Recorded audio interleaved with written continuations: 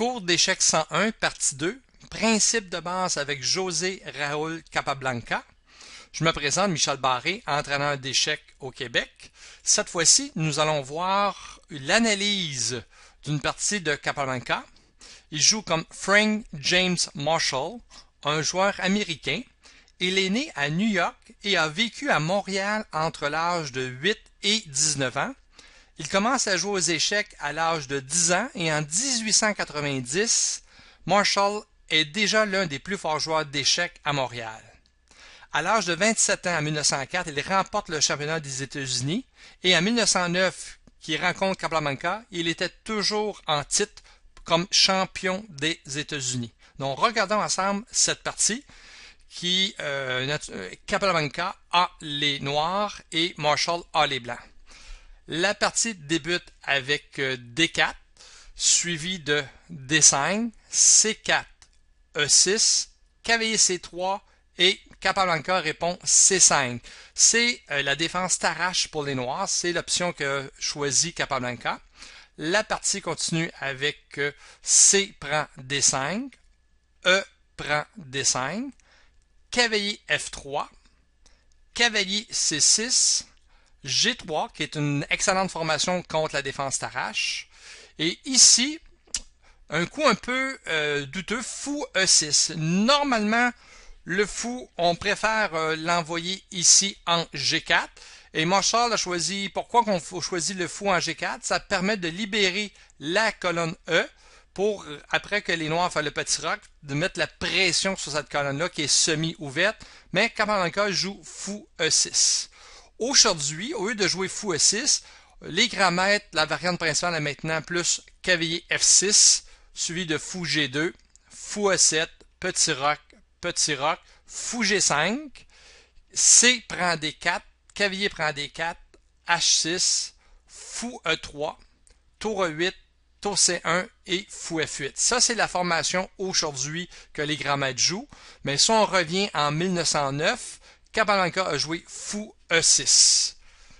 Marshall a répliqué avec fou G2, fou E7, petit roc, cavalier F6. On voit que toutes les pièces noires sont maintenant développées. Et les blancs jouent un peu un coup mais douteux, mais on était en 1909, jouent fou G5. Normalement, la grosse faiblesse au niveau de la défense t'arrache, c'est que normalement, dans la position après que les noirs aient joué cavalier F6, la variante principale est D prend C5.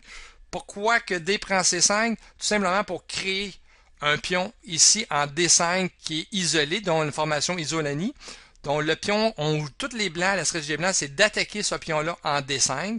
Et la suite, habituellement, est fou prend C5, cavalier A4 pour chasser le fou, fou E7 et fou E3 pour prendre possession de la colonne, la case D4 et également la case C5. Donc c'est ça qui se joue aujourd'hui. Mais en 1909, Marshall a joué fou G5 et Capablanca a répondu avec un excellent coup, cavalier E4, attaque le fou pour essayer de l'échanger, met de la pression également sur le cavalier en C3 et le cavalier en E4, on centre les pièces sur le centre, c'est un principe de base, cavalier très bien placé. Donc que fait les noirs? Que fait Marshall avec son fou qui est en G5? Mais il joue fou prend E7, dame prend E7 et cavalier E5. Également, Marshall centre une de ses pièces, son cavalier, directement dans le territoire des noirs. Et quel est le meilleur coup ici pour Capablanca? Il répond cavalier prend D4. Un excellent coup. Et les noirs font cavalier prend cavalier en E4, D prend E4. Et maintenant, quel est le meilleur coup ici pour les blancs? Est-ce que vous optez pour le fou en G2 capture le pion en E4 qui est non protégé, ou bien vous jouez le pion en E2 en E3? Donc, quel est le choix que vous faites entre ces deux coups candidats-là? Je vous laisse quelques temps pour y répondre. Fou prend E4 ou bien E3. Le bon coup, Marshall a joué E3 et ça, c'est excellent.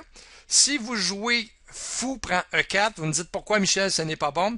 Fou prend E4 est une erreur en cause de fou H3, attaque la tour et E3 attaque le cavalier, cavalier C6, cavalier C4, fou prend F1, fou prend C6, B prend C6, dame A4, petit roc, tour prend F1. Donc ici les noirs ont l'avantage de la qualité, donc c'est pour ça que fou prend 4 et c'est une erreur.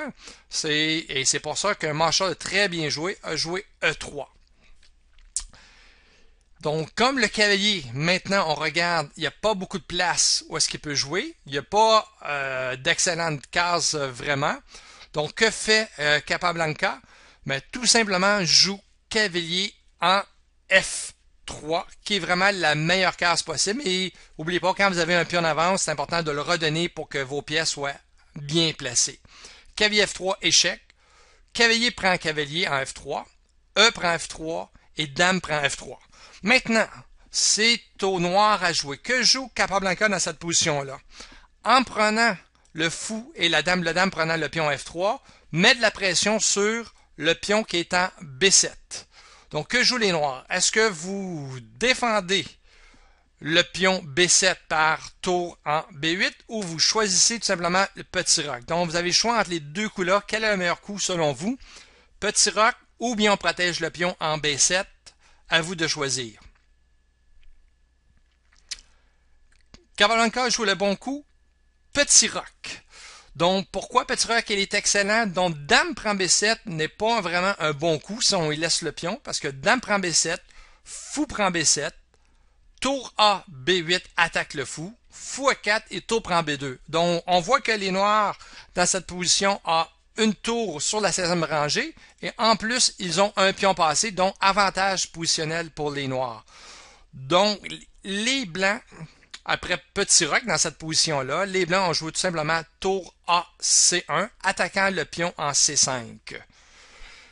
Capablanca joue tour B8, tour A, B8, protège le pion en B7 et dame E4 joue Marshall. Donc, pourquoi que les blancs ont joué la dame en E4? Donc, si je vous pose la question, quelle est la menace des blancs? Donc, c'est toujours la question qu'il faut se poser. Pourquoi? La dame est bien centralisée et la menace des blancs, c'est qu'on met le fou maintenant en E6, il est cloué et les blancs menacent simplement de jouer fou G2 en H3 pour éliminer le fou en E6 qui est très très bien placé. Capablanca voit le coup, il joue dame C7, enlève le clouage et libère son fou. Donc, que joue maintenant Marshall? Il réplique par tour C3. Si on regarde maintenant la position, on voit que les noirs ont 3 pions à l'aile dame comme 2 pions. Donc, au niveau stratégique, quand vous avez 3 contre 2 à l'aile dame, mais il faut essayer de créer un pion passé. Donc, c'est un plan. Donc, vous avez la majorité, il faut vraiment là attaquer. Donc, Capablanca joue B5. Déjà, essaie de pousser les pions. Et c'est là que les blancs font une petite erreur dans cette position-là.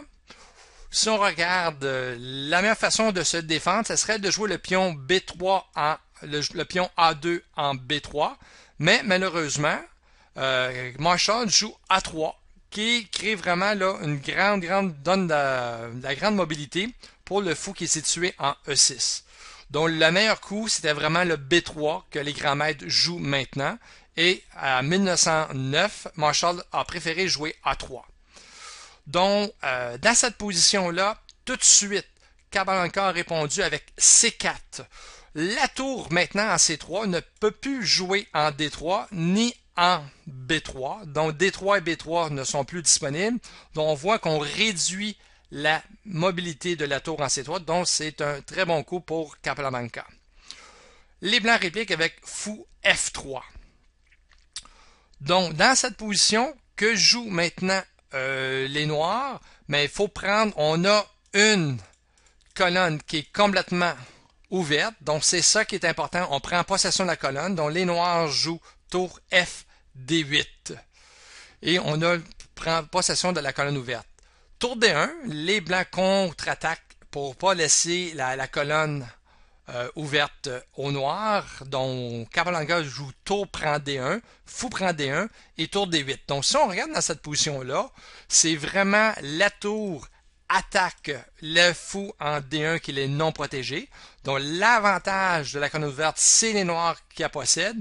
Et la tour en C3 des blancs est vraiment mal placée, manque beaucoup de mobilité. Donc très bon avantage positionnel pour les noirs versus les blancs. Et quand Capablanca a un léger avantage, et c'est assez pour lui pour gagner une partie, on va voir comment ils vont faire pour réussir. Donc les blancs répliquent par fou F3. Bon, dans cette position, quel est maintenant le plan? Donc ça prend des objectifs. Ça prend un plan quand vous jouez, des objectifs à atteindre. Donc ça prend des mini-plans. Donc si vous avez les noirs, quels seraient vos mini-plans dans cette position? Donc, si on regarde, qu'est-ce qui est important? Le roi en G8 a aucune case de sortie.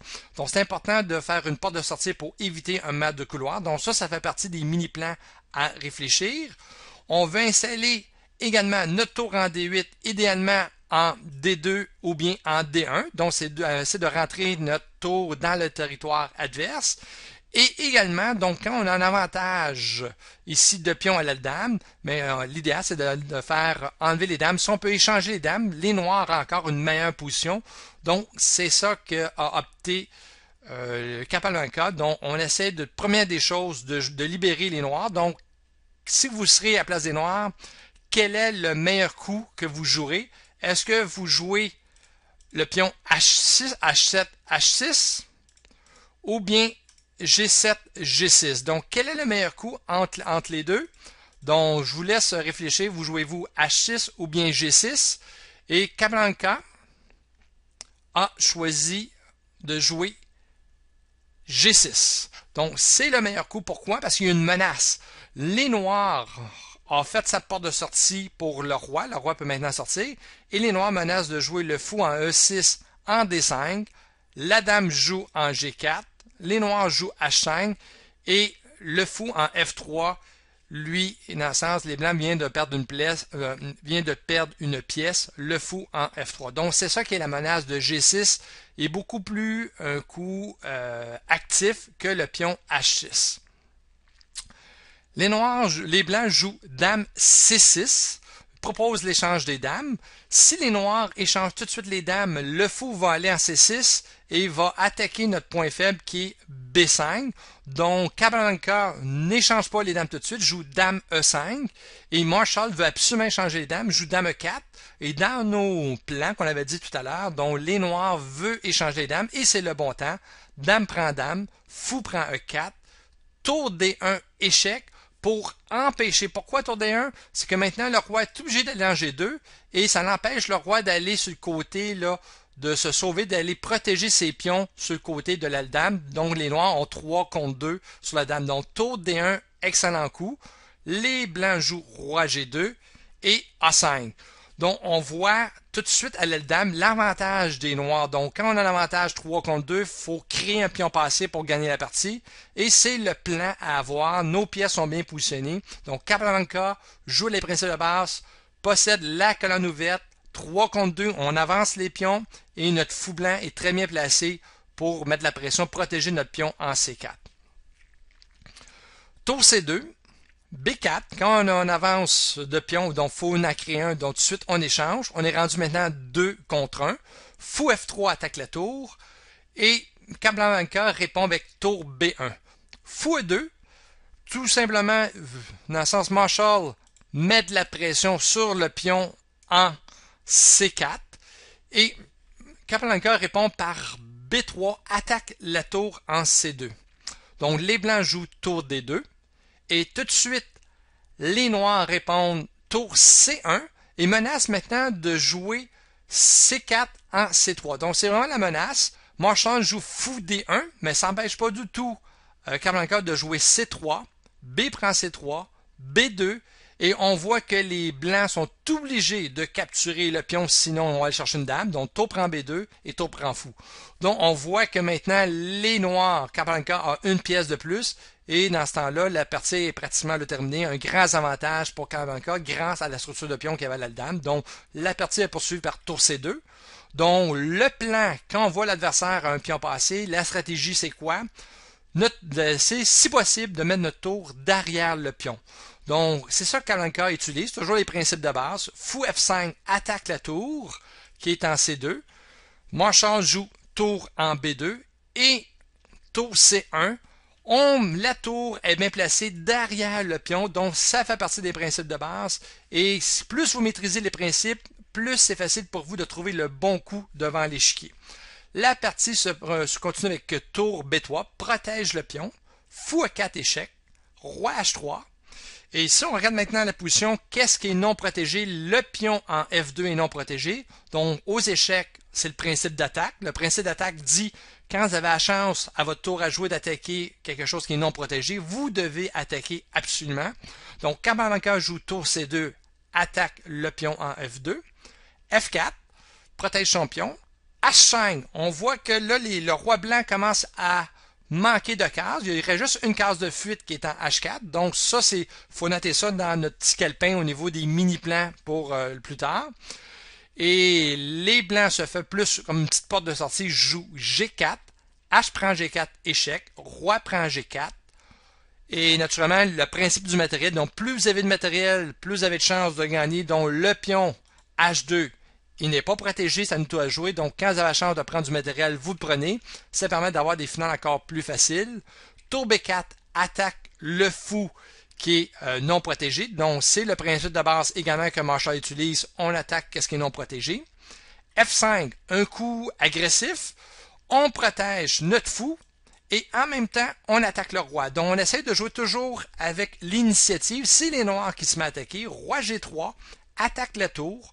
Et qu'est-ce qui est non protégé? On a le pion en E3 qui est non protégé, donc principe d'attaque. On joue un coup qui attaque quelque chose, donc Capablanca joue tour E2. Tour C4, protège son pion, met la tour devant le pion. Tour prend E3, échec. Roi H4, roi G7. Tour C7, échec. Roi F6. Tour en D7. Fou G2, on rentre dans un réseau là, de maths maintenant. Tour D6, échec. Roi G7, tour D7, échec. Roi H6. Et on voit que les blancs, le roi, il n'y a pratiquement pas de cases, donc ils sont dans un réseau de maths. Donc tour H7, forcé. Roi prend H7, roi G5, roi G7, C4, tour G3, roi H4 et tour G4, échec. Une très belle partie de Capablanca. On a vu les principes de base, qui est vraiment très, très important. Et cette partie-là est vraiment historique. Pourquoi? Parce que ça a eu une immense influence sur tous les joueurs d'échecs. On a aperçu que 3 pions contre 2 pions à l'aile dame, dont un avantage de majorité de pions sur un aile, est extrêmement fort, est un avantage positionnel. Et tous les joueurs d'échecs ont commencé à faire attention. Puis quand ça va changer, même vous aujourd'hui, c'est vraiment un avantage positionnel d'avoir 3 pions contre 2 sur l'aile dame. Donc, je vous remercie beaucoup d'avoir pris le temps d'écouter cette démonstration-là, une partie de Capablanca. Vous avez la chance d'étudier d'autres parties de Capablanca. Vous allez voir qu'il joue très bien, très solide, très positionnel, avec les principes de base et les colonnes ouvertes, avec les pièces bien placées. Et c'est de cette façon-là qu'on devient un excellent joueur d'échecs. Donc, merci beaucoup et à la prochaine. Au revoir.